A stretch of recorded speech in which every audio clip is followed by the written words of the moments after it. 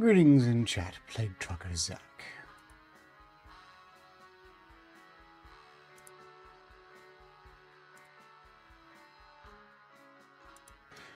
Greetings, Nexus Hunter.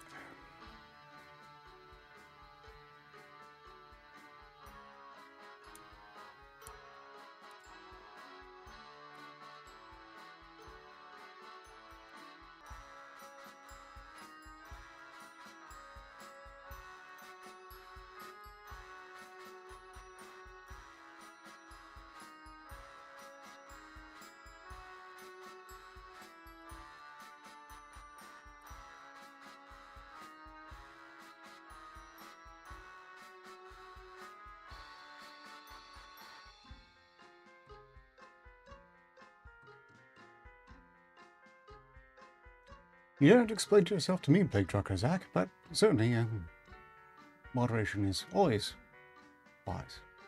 Very few cases where it isn't.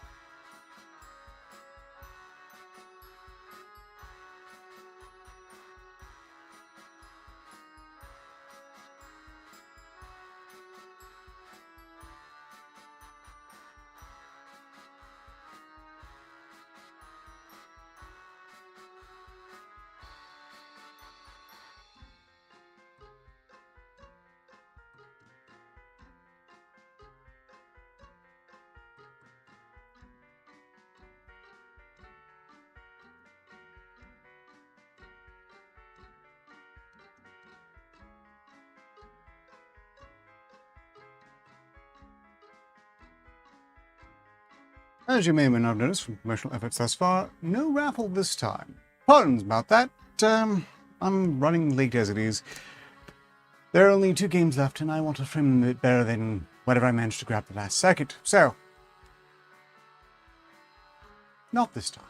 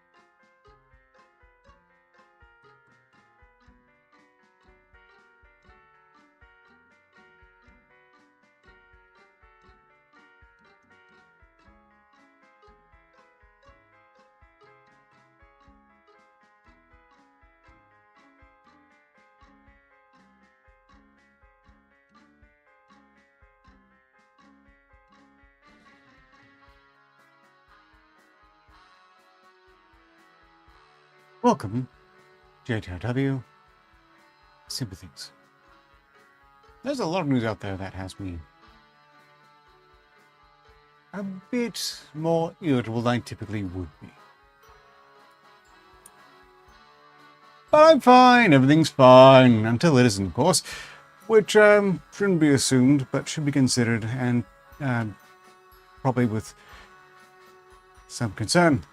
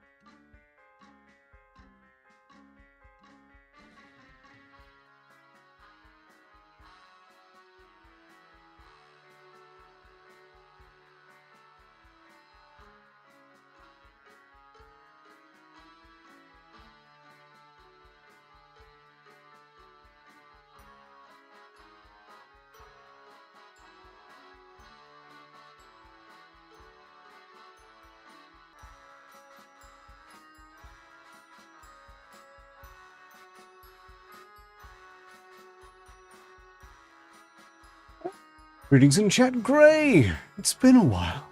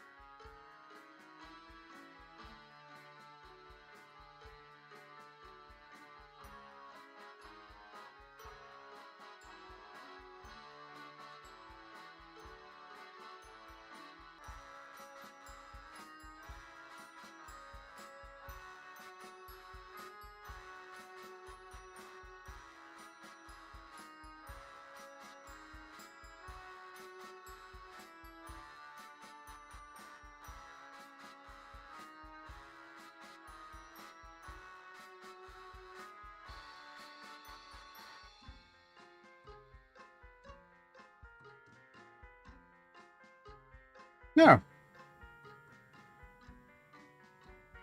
Doesn't mean need to look that hard, but understood and appreciated. I didn't plan out this one very well, by the way, so if anyone has an SP they want to read, go ahead and throw out the number and we could start with that even.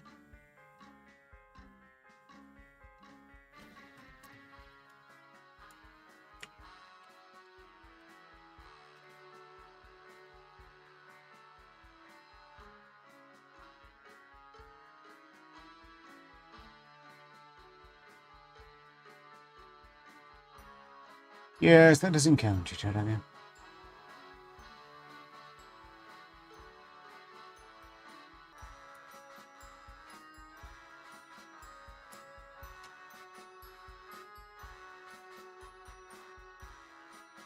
Spaceballs was a novel thing.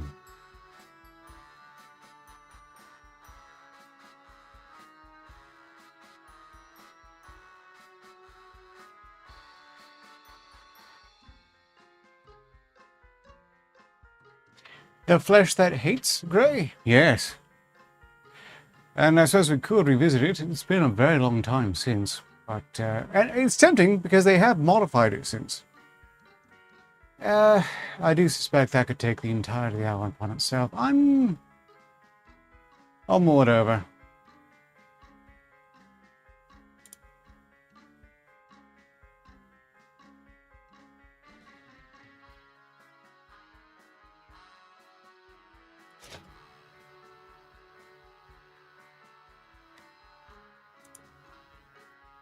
It is very long. I remember acutely from the last time I read it. Well, last 2 or 3 times. I've gone over a few times over the years. Not necessarily on stream.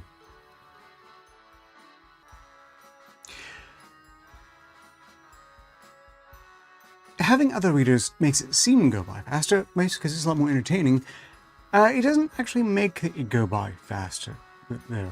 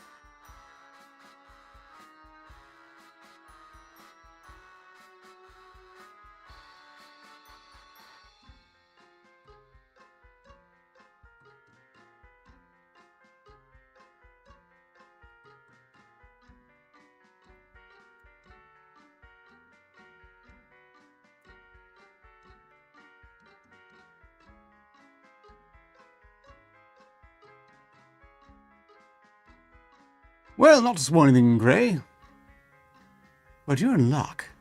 And, no, actually, guest readers are an option if you would like to take part in this one, JTRW. It's probably a good idea. We'll start.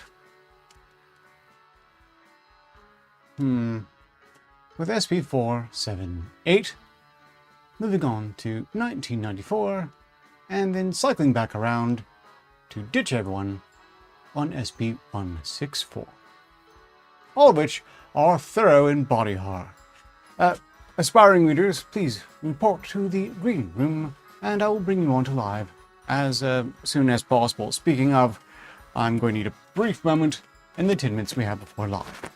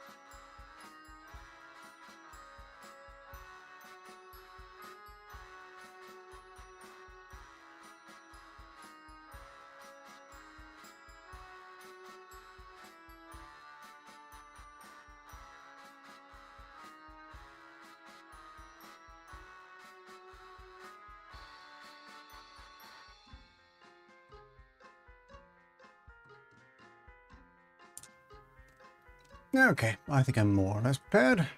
Bring in GTRW. We won't be able to hear until we go live properly.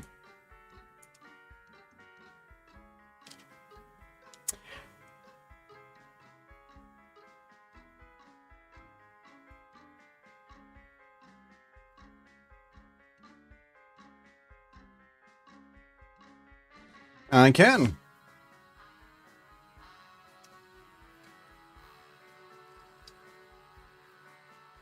Probably a little bit farther away as there's a faint echo, but nothing serious.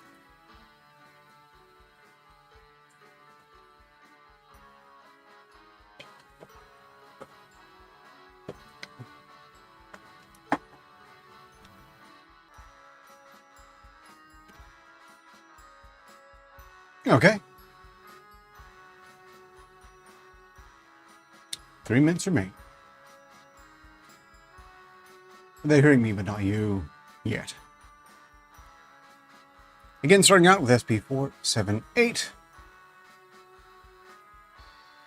And there is no raffle this time, although 2 keys remain as I understand it. For some reason I just couldn't bring myself to arrange it.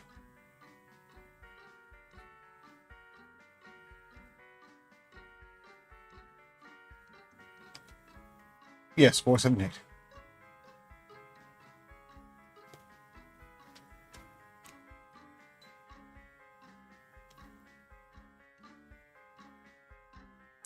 I suppose we'll find out.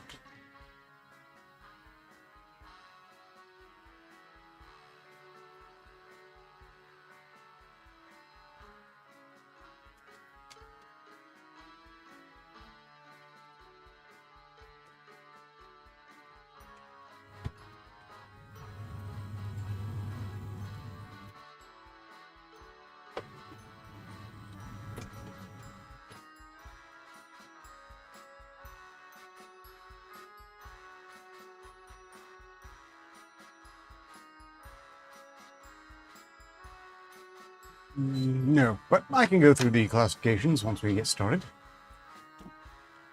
Additionally, we'll not be able to hear 58, but 58 will be chiming in. Assuredly.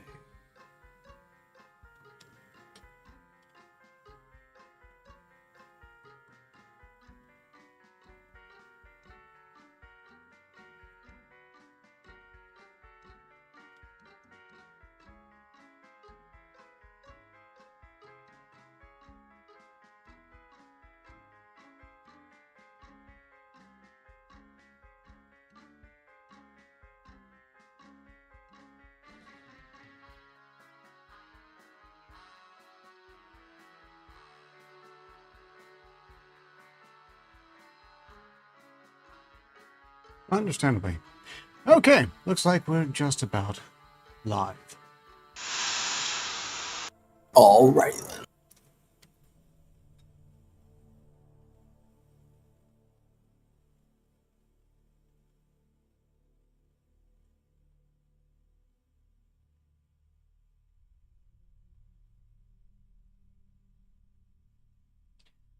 Greetings everyone, I'm Director Arc Labs, and I'm just realizing that the screen is...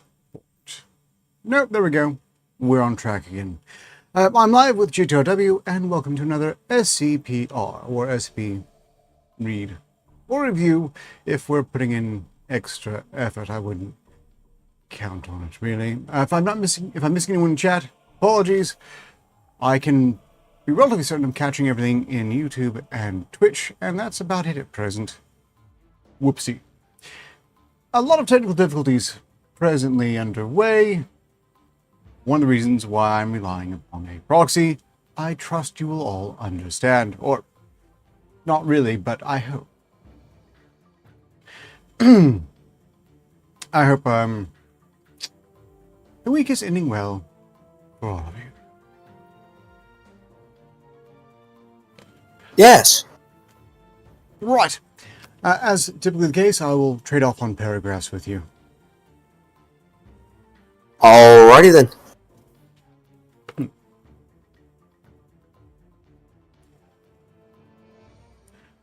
Assuming you are starting this. Yes. SCP-478, Object Class Euclid. To quickly reiterate what the classifications mean, well, they should mean, as I understood it and has made sense, along the following lines. Safe means it's basically inert. Whatever it does, you put it on a shelf, it just sits there, on the shelf, doing nothing, so long as no one fucks around with it. This doesn't mean it's safe to fuck around with. In fact, it rarely means that. It just means it will be harmless so long as it's left in the box. Don't mess with the thing in the box, and everything is fine.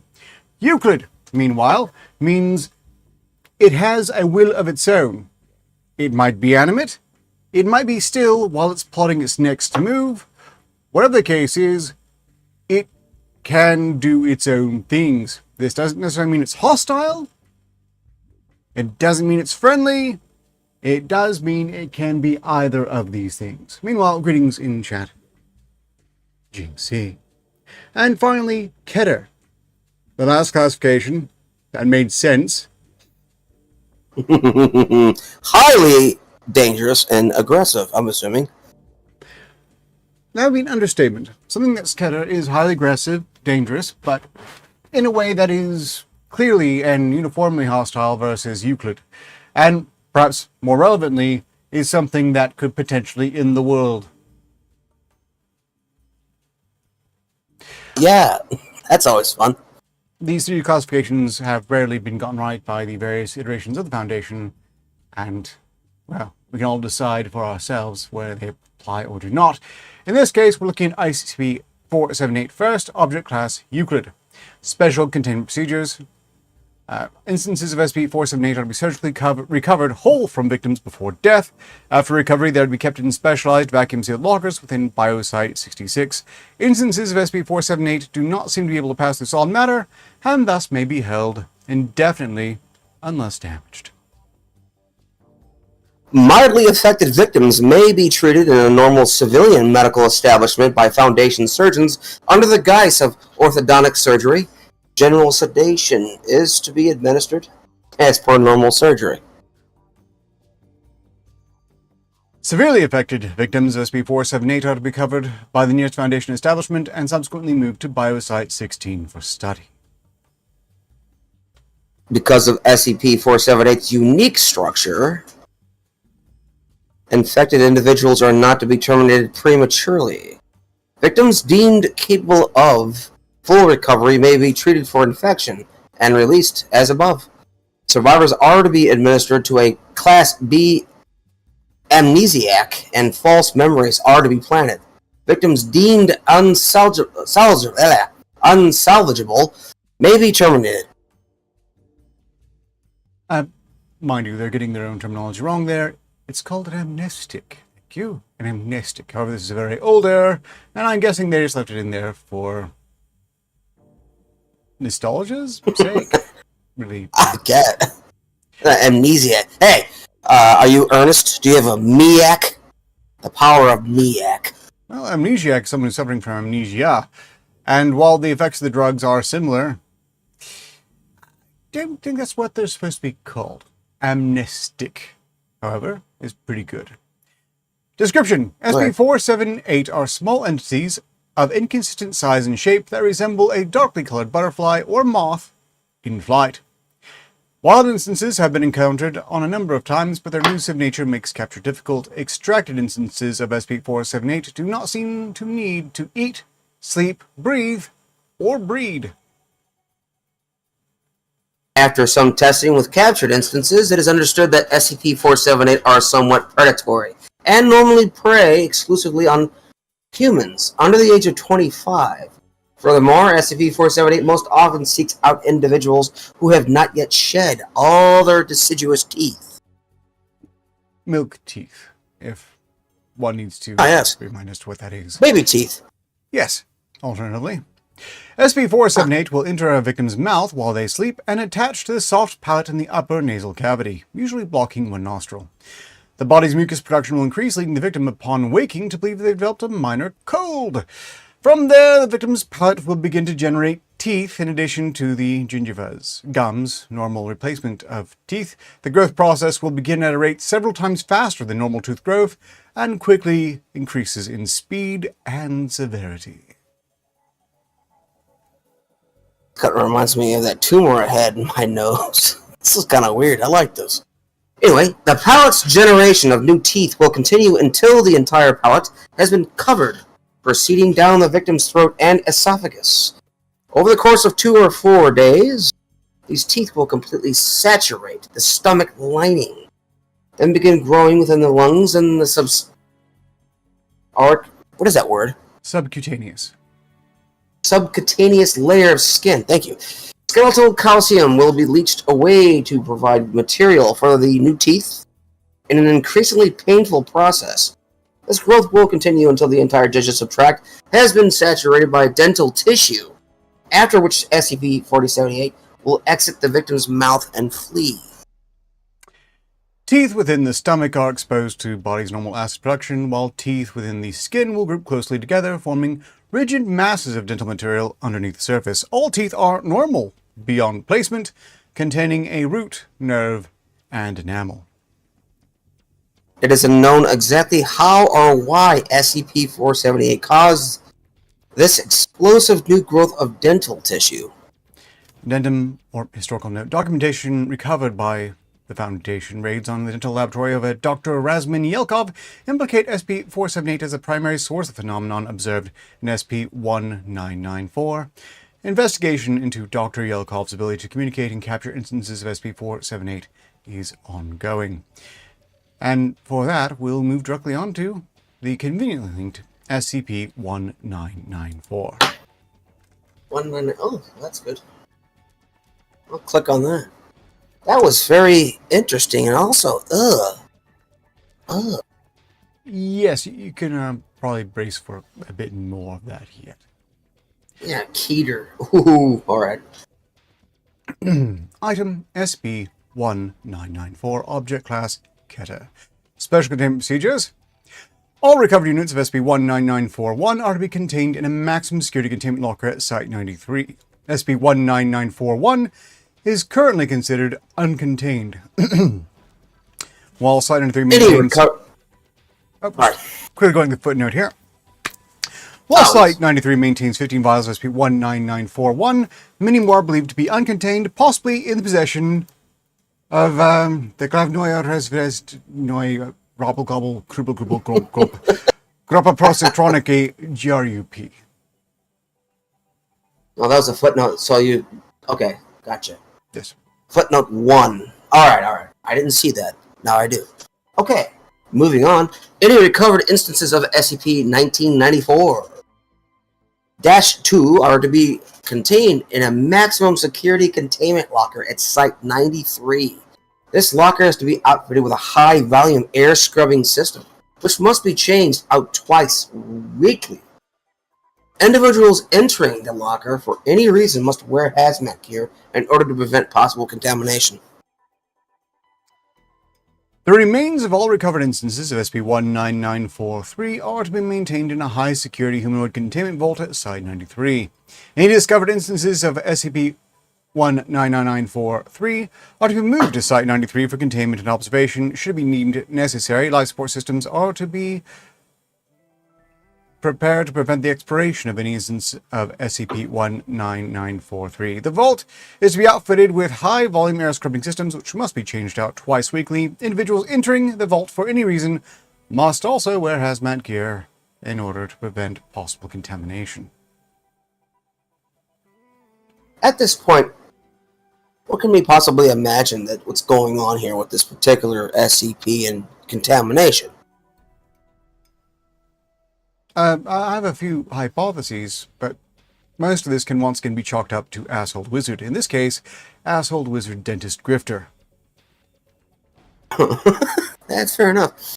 Alright, going to move on. Additionally, Foundation monitoring systems situated in and around Moscow, fucking Russia, course, are to search for signs of SCP-1994 outbreaks. Mobile Task Force Tau 13 oral report has been commissioned and trained to contain these outbreaks, as well as assist in recovering additional information relating to Dr.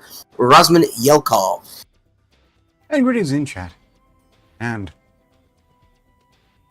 Hey, Evan. also greetings, meanwhile, Mongoose. Hey, Mongoose.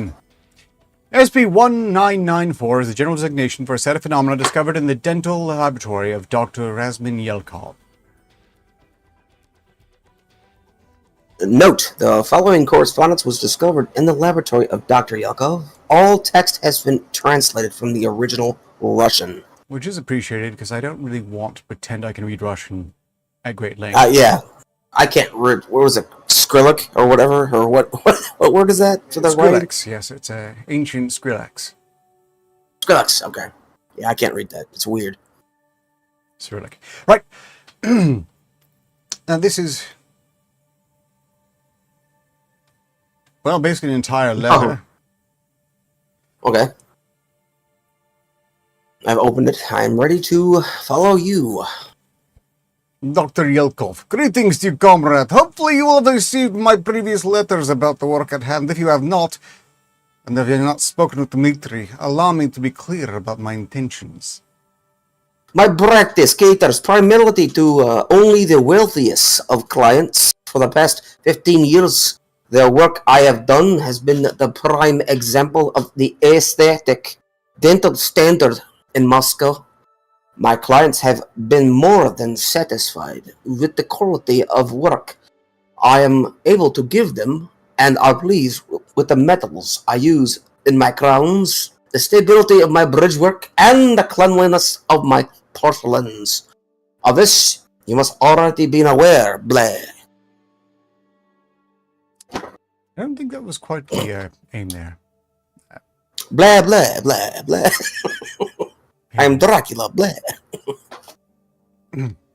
However, in recent months, a group of clients have become dissatisfied with the appearance of the materials. They say to me, Dr. Grigori, there is no doubt of the quality of your work, but if you're being held back by the quality of the materials at your disposal. The composites and porcelains are beautiful, yes, but they are not perfect. We demand perfection.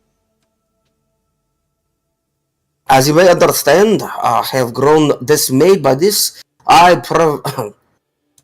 pride myself not only on the work itself, but also the high value of materials I use.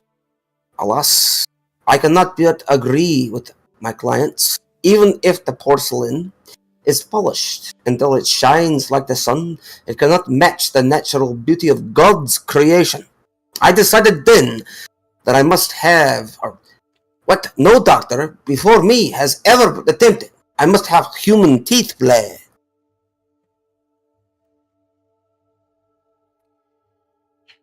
Pardon?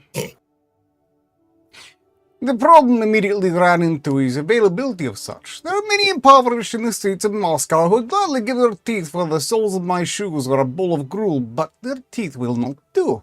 Often they are extensively decayed, misshapen, or broken in some way. They are human teeth, yes, but they are not what my clients desire. So I turn now to you. Dmitri has told me about your endeavors, about the miracles you have been able to create with your laboratory. There is no sum that is not available to me for this, but time is of the essence. I worry that my clients may soon seek out other professionals who claim to do the same thing as I. Obviously, that is impossible. But to the layman, who is to say? It was all the same to you. I think I might finish this out. Yeah, Blair. I wait your return letter. I need teeth, Yelkov. I pray you'll be able to deliver them to me. All the best. Grigori. Okay, so he's looking for, pure teeth. Like very new teeth? Like baby teeth, right? Milk teeth. Well, new teeth would be like freshly produced teeth. Seemingly, he's expecting the doctor to grow them in a lab, and I suppose that is exactly what they're going to go about doing, just, in the worst possible way. That is very... so... I don't understand how the creature got created, though, in the first place, then. Teeth, yeah, but the creatures, that's weird. I have a hypothesis for that, but... Okay. Well, actually, I have two hypotheses, none of which are canon, because there is no canon. Please take the first bullet point as we wrap this one up. Alright, shall I continue with the next paragraph? Please do. Alrighty. SCP-1994-1 is a serum developed by Dr. Yelkov in 1958. Chemical analysis SCP-1994-1 has returned conflicting results, with certain samples exhibiting higher levels of sodium monofluorophosphate, and others with higher levels of hexafluorosilicic acid, along with other non-specific chemical structures. Regardless of its chemical makeup, SCP-1994-1 appears to have been designed to stimulate the growth of maxillary and mandibular tooth structures outside of the oral environment. See file 1994-1. That sounds interesting. 94-1 is, I believe, back up here. Maybe. Otherwise, it's missing, as the next one is 2. SCP-1994-2 are calcified structures resembling human teeth that have grown on the body outside of the oral environment as a result of the application of SCP-19941. While SCP-19942 visually appear identical to human teeth, they lack the base structures of teeth. SCP-19942 do not contain a dentinator, nor do they contain pulp tissue. Instead, SCP-19942 instances appear to be a solid piece of enamel. Notably, SCP-19942 are highly susceptible to decay. See file 19944. As they decay, SCP-19942 will release a fine white powder capable of infecting those who inhale it. Footnote: this powder maintains the same anomalous chemical makeup as SCP-19941. That is very interesting. SCP-1994-3 are individuals who have been injected with SCP-1994-1. So SCP-1994-3 are the patients. The victims, we should say at this point. Yes, one of the more dickish things the Foundation is very well known to do. Yeah, they're a bit of they're cunty. Anyway, the purpose of these injections are detailed in the private logs of Dr. Yelkov. See file 1994-2. Subjects exposed to SCP-1994-1 will go through 5 distinct stages of infection. And here an example of 1994-2 manifesting through keratin tissue. As far as scare images go, I've seen much worse. Oh well. Initial exposure. Subject is exposed to SCP-19941 through injection or to the particulate byproduct matter of SCP-19942. The subject will show no outward signs of infection for a period of roughly 2 weeks, during which the subject, 3, will undergo internal cellular physiological changes, calcium deposits will begin to appear at various locations throughout the body, and cell structures devoted to immune response and bodily maintenance will slowly begin to reorganize into systems capable of assembling the necessary components of enamel.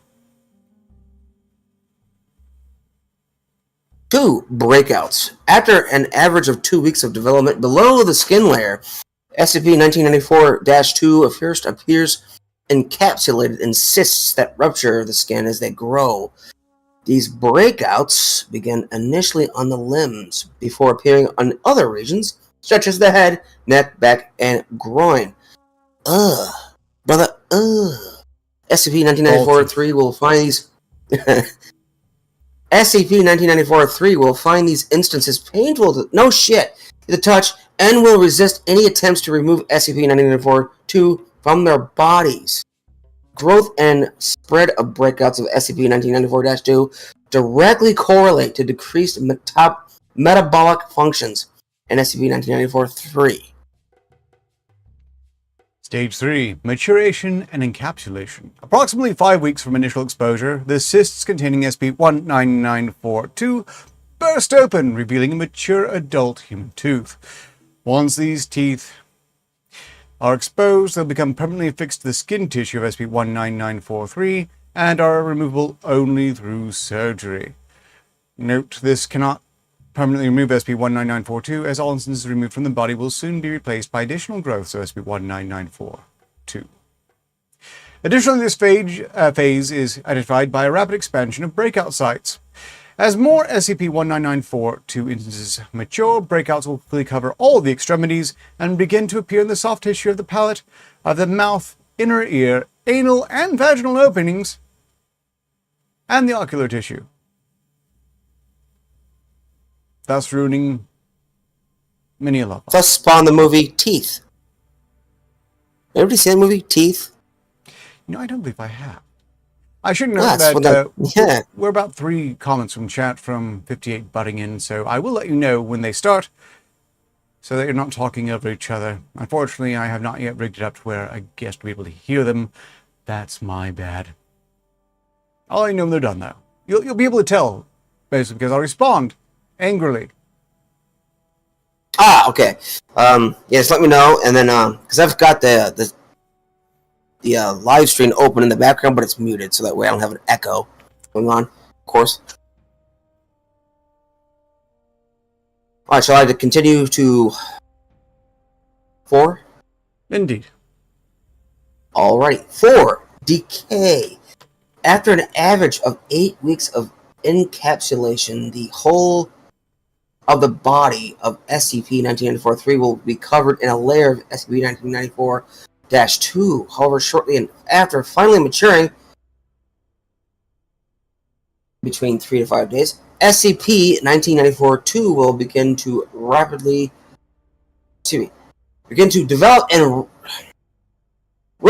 develop rapid carious lesions across all surfaces.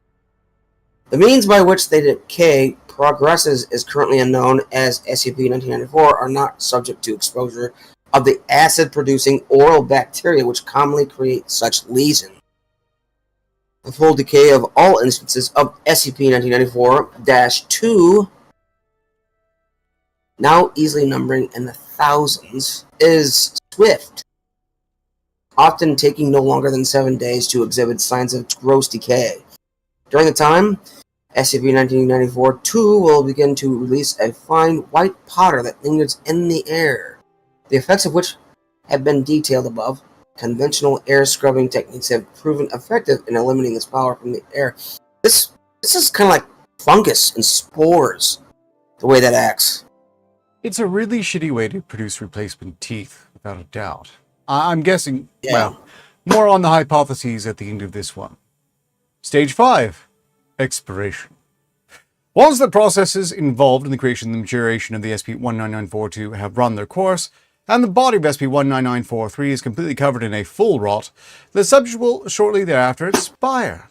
Because of the high volume of decayed tissue covering the body, the weakened state of the immune system, and the incapacity to ingest any form of nutrition, either through the skin or through the mouth, subjects invariably die after roughly 2 weeks of full decay. The corpse of SCP-19943 must be incinerated to remove any lingering particulate matter from SCP-19942. Discovery. The whole of SCP-1994 was discovered during a joint effort by Foundation agents and GRU Division P operatives in deleted. What's that called? Redacted? Yeah, redacted. Sorry. Took to my own spit. Operatives in redacted USSR in 1959. At the time of recovery, 9 instances of SCP-1994-3 were discovered, with 7 having previously expired due to the effects of their condition, and 2 actively undergoing decay. Dr. Yelkov was not found, although a large portion of his notes and journals were recovered. As a result of this raid, 5 Foundation agents and 3 GRUP operatives were exposed to SCP-19942's airborne powder. Once the effects of SCP-1994 became apparent, these personnel were designated SCP-19943 and underwent testing at Site-93.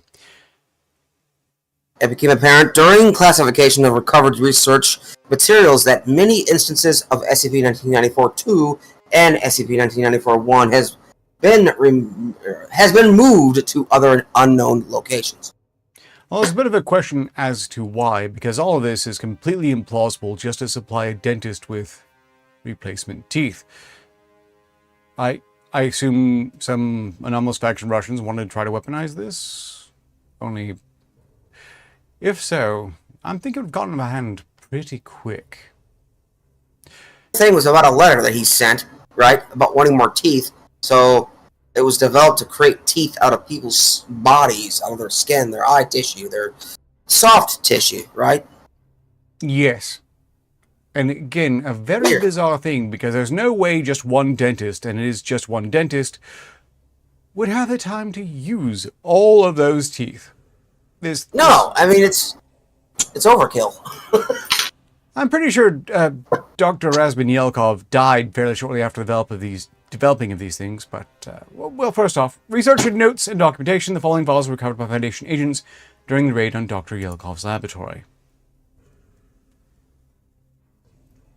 We'll trade off on these entries, I think. The following are excerpts from the Journal of Dr. Razmanyelkov. They've been edited primarily for brevity, and also to remove classified information. Would you care to start? Of course. March 15th, 1956. In all of my years as a doctor of dental surgery, I've never come across a task as monumental as the one placed before me today. A comrade, Dr. Grigori, has asked for a method by which to produce perfect specimens of human teeth, not those from cadavers, or the shined porcelain that has often utilized User in such director applications. going off. The chat's buzzing about SCP topics, especially SCP-2 and SCP-001. There's also some fun banter going on about funding issues within the SCP Foundation and some lighthearted jokes. New viewers are saying hi too. Thank you, 58, although I would note absolutely no new viewers have actually said hi. Well, I suppose new to you. Yeah, that'll do.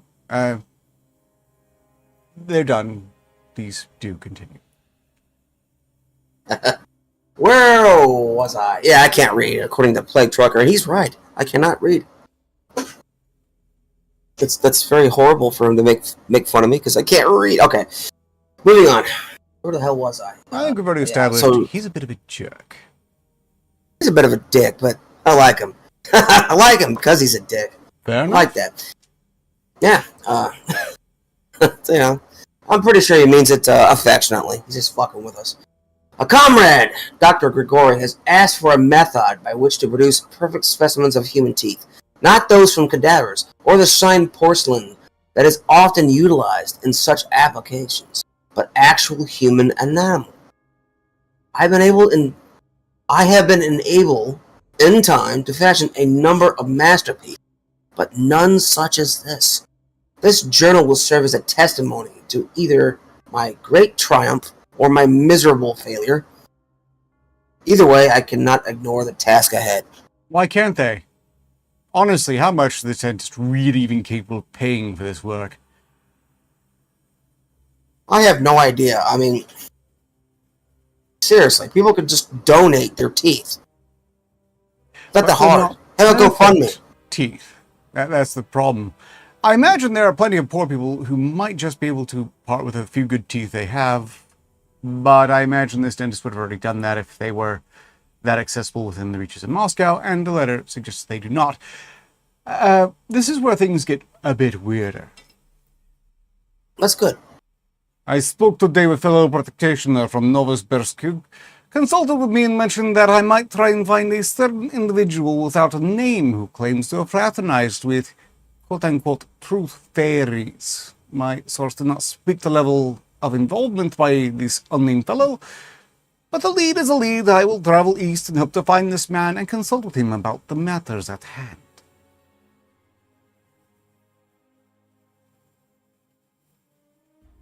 June 2nd, 1956.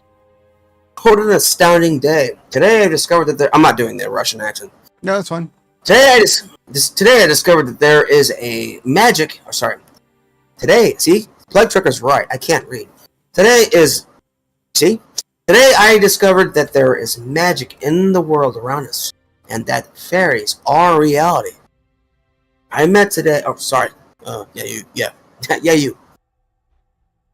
No. Okay. But that's all intro if you want to go ahead and take it. Okay. Want me to do the whole thing? Yeah, we'll trade off on the Or just... intros. Okay. I met today with the unnamed man whom my fellow doctor led me to, and we sat and talked at length about oral medicine. As it happens to be, the man claimed to have worked at a clinic during the war, and when trying to treat those wounded comrades... Every time I read the word comrades, I want to go straight into a Russian accent. Okay, fuck it. The wounded comrades who came into disfigurement and turned to the black arts. He claimed that he met the fairies while traveling along a road and managed to capture one. This fairy, who is said, called himself Isabella itself, not himself, assisted the doctor in learning the fairy language and became his personal assistant. It is through these Isabella that the doctor learned of the nature of fairy, how the fairies draw enamel from the bones of men, and how they utilize this as a source of nutrition. Understandably, I was incredulous about these claims, and was unaccustomed to a man in the profession making such wild suggestions. I asked him if I had proof of the existence of the fairies, and that is when he took me to his workshop. Upon entering, I beheld no fewer than 50 of the fairies cohabiting with the unnamed man. He said that he used their assistance in order to better understand the oral environment and to further his research into afflictions of such. What I wonder, I thought to myself, that this man has delivered to me the means of my ascension into the legends of medicine. Certainly, by utilizing these fairies, would I be able to meet Dr. Gregory's request. The man has granted me a room for the night, and tomorrow we will learn further of the secrets of these magical creatures. Blah. 060356. I have killed the man. He turned down my offer to purchase some of the fairies for my own research and resisted my attempt to take them by force. He spoke of the need to preserve the sacred and the mythical creatures. Unfortunately, I have neither time nor patience for fairy tales. I drew my weapon and put a bullet through his heart and collected at least 30 of the specimens. I will include in this journal a study of the fairy upon my arrival at my own laboratory. Image recovered from Dr. You read that so fast. Shows extensive signs of fire damage, and that looks very much more like a dark moth or brown Looks like butterfly. that's a moth. That's a Then fucking a moth. fairy. Yes. That's a moth. Designation 104. Tooth fairy. Length 6.35 centimeters. Weight 0.8. Coloring black-white. Want to take the appearance?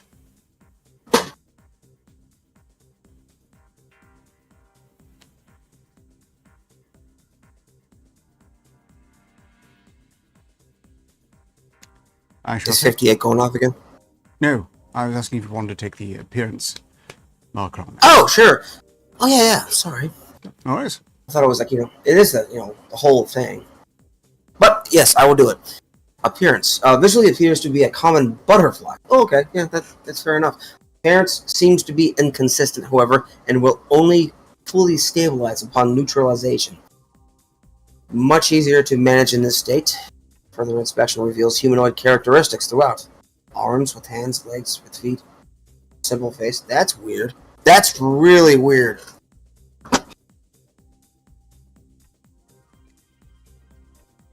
My hypothesis grows. Magical properties. Able to infest human digestive tract and create human teeth, including all basic structures, usually fatal to host. However, note this must be addressed before testing.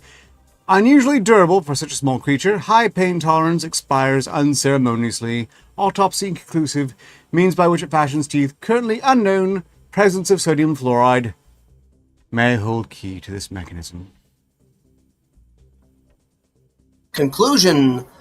Specimen contains several previously unknown chemicals which react unexpectedly with the oral environment. These have been isolated for further study. Unlike previous 16 specimens, did not immediately expire upon initial incision. I'm pretty sure if Dr. Yasminokov, he's dead. I'm pretty sure the fairies did something particularly nasty to this guy.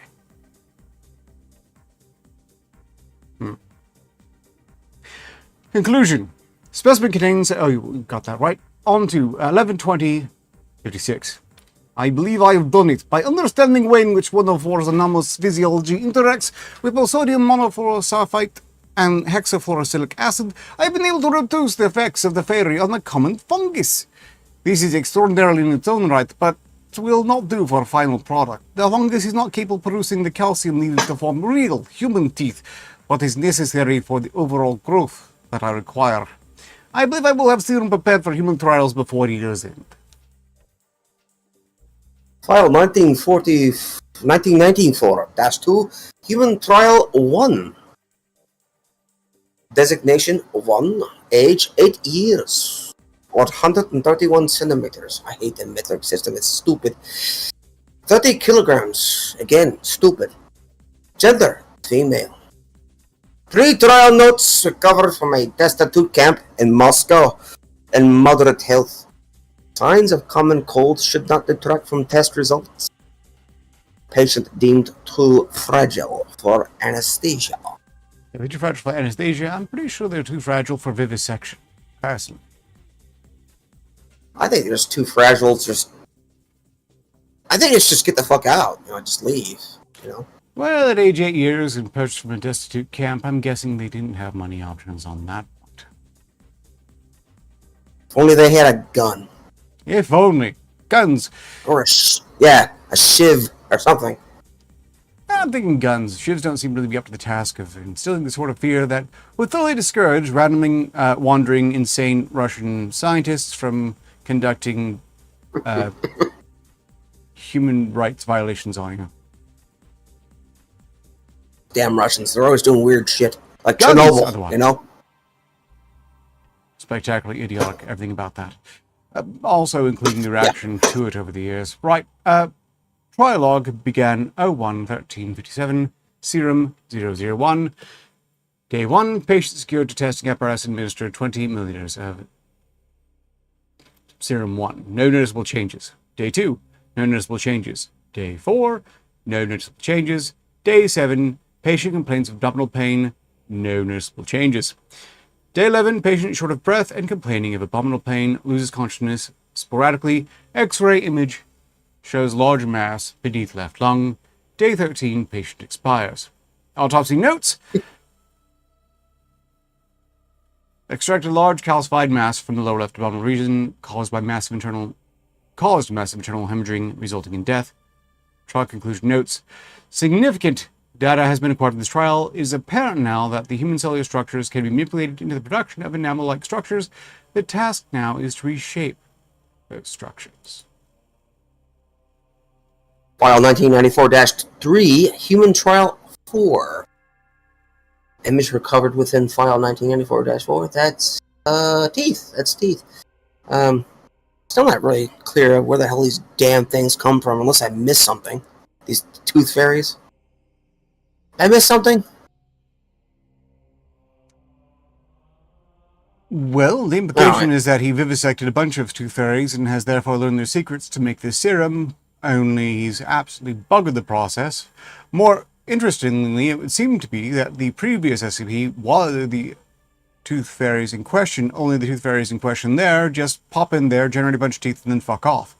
Which seems very strange for them to do if they were proper tooth fairies, as ostensibly they produce the teeth as a source of nutrition. So I'm thinking quite possibly the real tooth fairies are still on the loose, and the previous SCP is a selection of, I might guess, lobotomized or survivors of Belkov's experiments that don't even know what the hell they're doing, just flying around generating teeth because, That still doesn't make any... Well, I guess this doesn't really actually explain where these things come from, right? The dark recesses of the human mind. Yeah, fair enough. That works. Alright. Designation 4. Age 28 years. Height 183 centimeter. Weight 108 kilograms. Gender male. Pre-trial notes recovered from Army Medical Ward. Lost most of right arm during the war. In good health. Had to be heavily sedated during transit. Trial log began the 5th, 2757. Serum 12. Patient secured to testing apparatus. Administered 20 milliliters of 12. Became hostile upon regaining consciousness. No noticeable changes. No shit. I'd be pretty hostile too. Patient attempted to escape testing apparatus. Was sedated. Will consider lobotomy upon further attempts. These damn Russians always trying to give people lobotomies. I swear to God, man. Sons of bitches. Day 8. Cysts begin to form under skin. Patient complains about pain and itch. Skin samples taken. X-ray image shows calcified growths throughout appendages and, or as protected. Day 15. Cysts rupture skin. Bleeding is contained. Patient no longer willing to respond to questioning. Interview transcript is included. We have 2 roles in this interview transcript. I have a suspicion you might prefer P. Oh, yeah. That sounds fun. Can you describe the sensation? Fuck you. Can you point to areas of discomfort? Fuck you. Do you understand that you are only making this more difficult for yourself? Excellent. Now, this is currently growing within your eyelid. Can you tell me when you first began to experience pain there? In transcript. So I would have kept going. I like, that's fun. I'm a bit disappointed. I think he should have just realized that there was no coming back from this and made his every reply henceforth, fuck you, where I presume violence has been precluded. I certainly hope so. Day 25. Cysts have begun to open earlier than expected, becoming difficult to control at points of outside infection. Patient's immune system severely weakened. Testing apparatus moved to a clean room. Patient no longer responds to questioning or examination. Day 29. Patient expires. Sorry, what? I'm just wrapping it up. Autopsy notes patient expired due to gross collapse of respiratory system. Certain internal structures show significant signs of decay, likely due to an unrelated condition. Was able to extract several undeveloped tooth samples. As they were not termed, they are not suitable for use in this project. Fortunately, progress has advanced rapidly from earlier trials. More fine-tuning of the serum is required. File 1994-4, Human Trial 19, Designation 19, Age 16 years. Oh, this is fucked up. 16 year, a teenager. Height 164 centimeters, weight 63 kilograms. Gender female. Pre-trial notes, daughter of American businessman Kyle Schrader. Acquired patient with no family history of disease or genetic anomaly, purchased for a sum of $2.6 million. Paid for by Dr. Gregory. Human trafficking. This is human trafficking. Well, is this not? American businessman Kyle Schrader is actually sold his daughter, which is that's even worse. It is human trafficking, but that's even worse. I would observe, by the way, that you react at 16 years, but we started off with a subject case that was 8 years old. I did not notice that at all. 8 years. Where? That was the first subject. Oh my god! It's the first one. You know what? I totally did not notice that. Surprising. Greetings in chat. You're wrong. That's even worse. That's horrible. I love this shit. All this for a patient in perfect health. Apparently, no one there is in perfect health. That it was somehow necessary to by an American businessman's daughter, which, by the way, I call bullshit. This Gotta be an American, right? I don't think, especially in the time period this is taking place, there would be that many Americans who'd be willing to sell their daughters, but least of all to the Russians, possibly some other countries.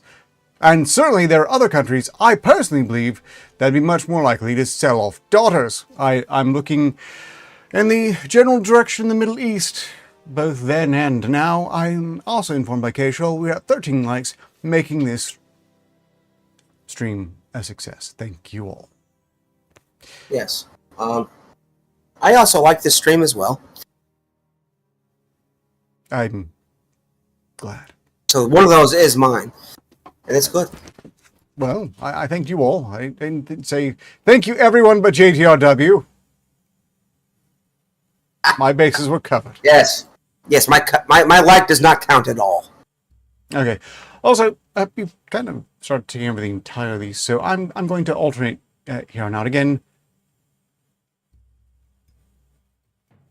Where are we? All right. So you're gonna go. Here you go. Every line. Like try log BN 091558. Go on.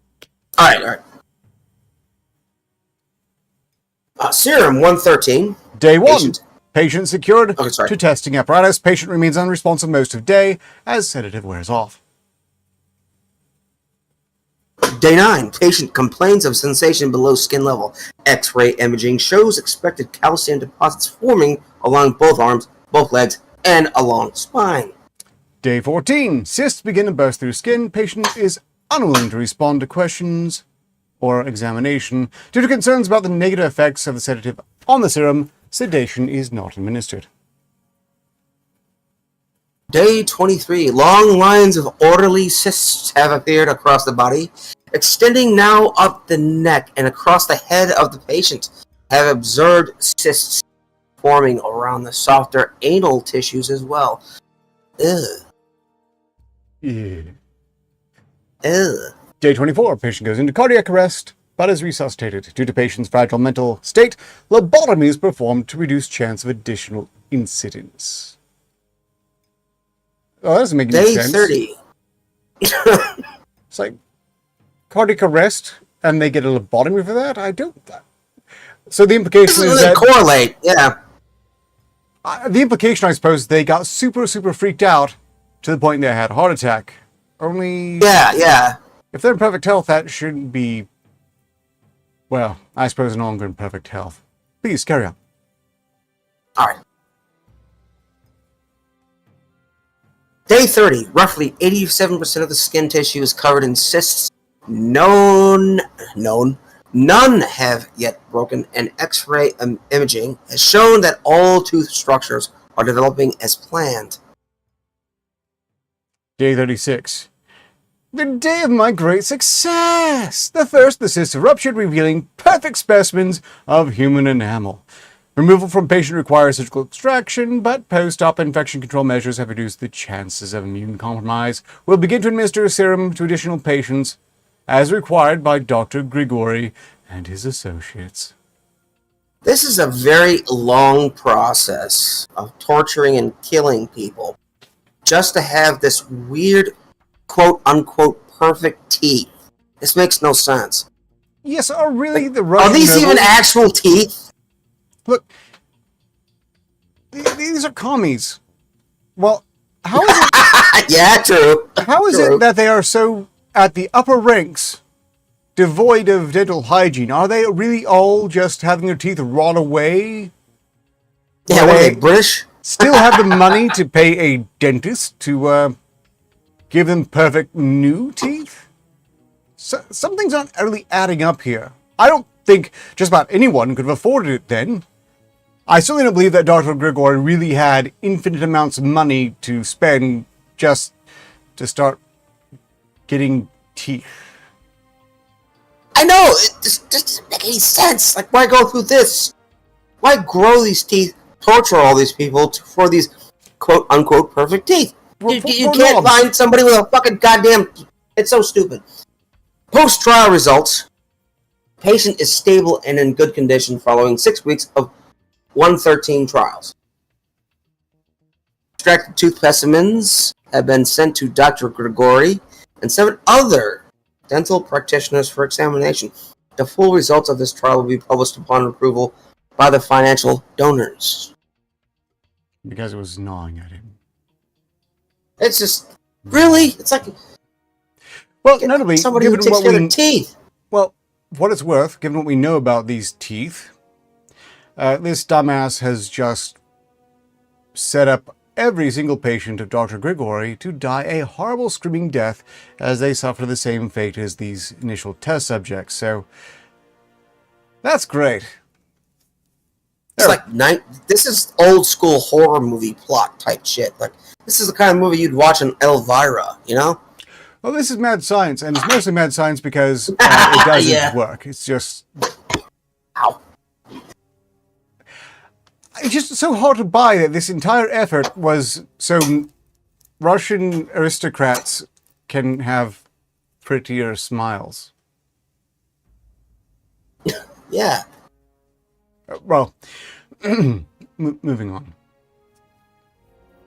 It appears as if my inclusion of the fungal elements of early samples has reacted poorly with the anomalous substructures of the fairy's physiology that I have included in the most recent serum. While the growth of the teeth across Baldy has progressed exactly as I had intended, the growths now quickly develop extensive caries across all surfaces and turn into rot. Additionally, it seems as though the rot is inclined to spread, as I have observed a fine white mist emanating from the open decay. While I have been thus far able to secure myself from this newest property, I have not been able to do the same for 20, 21, 23, and 25. All are now showing signs of ceased growth, despite not having been exposed to Serum 113.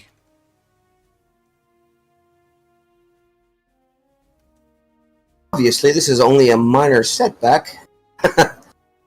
I will continue my research, albeit at another facility, for this one is compromised. As an aside, I have not yet heard word back from Dr. Grigori, so I must only assume he is satisfied with the specimens he received. I will count this as a primary success of this project thus far. Assuming Dr. Grigori is still alive, I'm thinking no, he's probably a bit pissed right about now, having, well, found himself generating and choking death on teeth. I'm thinking he's probably dead. Strictly speaking, Grigori, though, is just a very committed dentist. He didn't necessarily expect that. I still find it hard to believe there was ever, in any reality, a dentist so wealthy for their work. Especially at that time. But this basically does seem to stress that basically this dumbass found tooth fairies, such as described as SCP-478, that cause people to generate excessive amounts of teeth, and because he was inclined to just shoot first and ask questions never, he missed out on what would have been a perfectly good solution. In this case, it would have been absurdly even more humane, as SCP-478 causes the generation of perfectly formed teeth.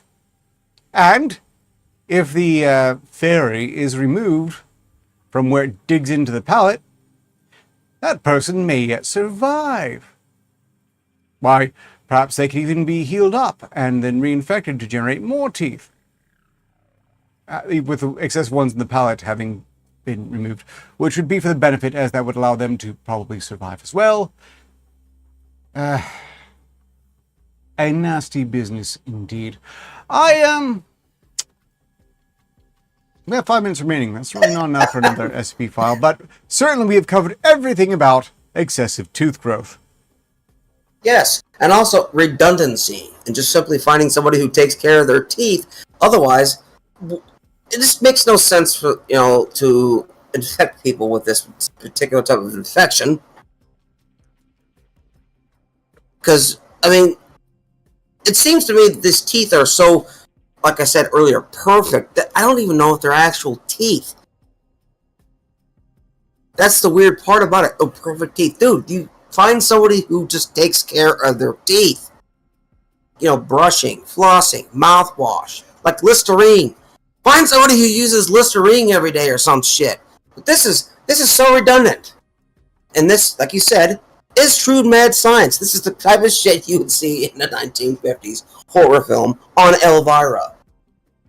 One of those schlock movies, I might say half of those plots are better thought out.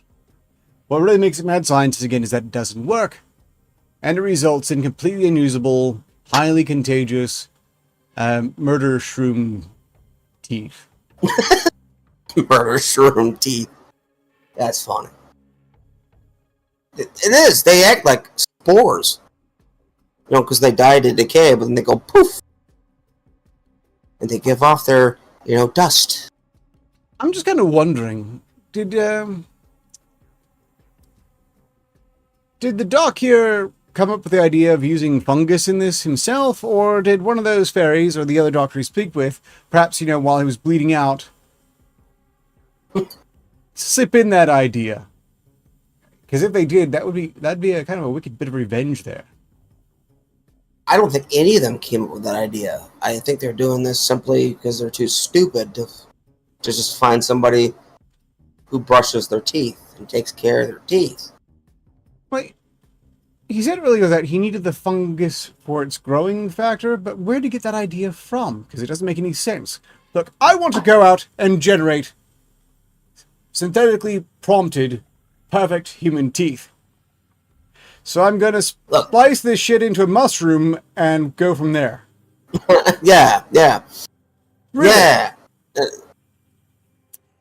This would make more sense if it took place in Pripyat during the Chernobyl disaster or some shit, because people's teeth were rotting out of their mouth because of radiation damage. It'd be very difficult to find somebody with perfect teeth. If Dr. Gregory is working in Pripyat, that would explain something, although this should be before even that. It's way before Chernobyl. And no, if Dr. Yasmin hadn't been just a colossal jackass and insisted upon, vivisection of a previously unknown form of life, all he has to wait is for one of these tooth fairies to actually choose a victim and start prompting a teeth buffet. And he would have had perfect teeth that don't dissolve into powder and doom both his clients and his clients' clients.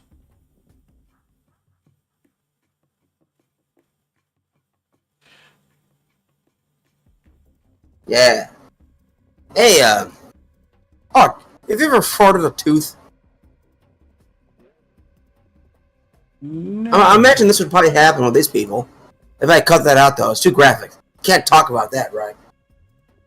Well, the victims of the genuine tooth fairies. Look, your teeth stay in place because they're nicely rooted to a jawbone or your skull.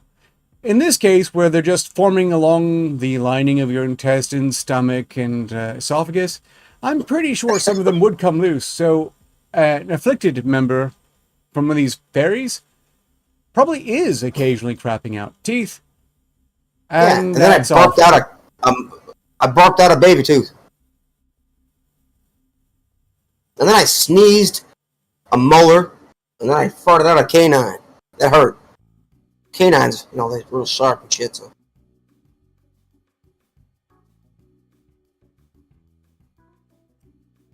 It'd be very painful to, dick fart a canine. Sorry, I'm getting kind of vulgar. I apologize. No, that's not quite it. Well, I am thoroughly horrified. I'm mostly thinking that this was very unfortunate that I couldn't be on camera directly, as I'm pretty sure my expressions would have been much more amusing. Okay, fair enough. Alas, complications. And we are definitely out of time. Thank you for joining us. If you were confused, there was no game to sign up for this time, although next Sunday I do hope to have a key to raffle. There are 2 keys remaining, if I'm counting correctly. The remaining games are The Bunker and Demon vs. Machine, which doesn't seem to have much to do with demons. Well, you'll see in time. Meanwhile, Is there any way that I can actually contribute to there being a raffle and giving up a game, and a CD, a key? Yeah, if you wanted to, sure. Haven's done that before. Yeah, Directly I don't do gifting that. a game of Phasmophobia in an effort to get more people playing Phasmophobia, which I thoroughly support, as Phasmophobia is a great game. Well, we can discuss that a bit later, I suppose. I'm going back to the theater after this. If anyone wants to chat for any reason, that's where I'll be found. Until next time, so long as progress continues, success is inevitable. Ostensibly. Rated R. Starts Friday.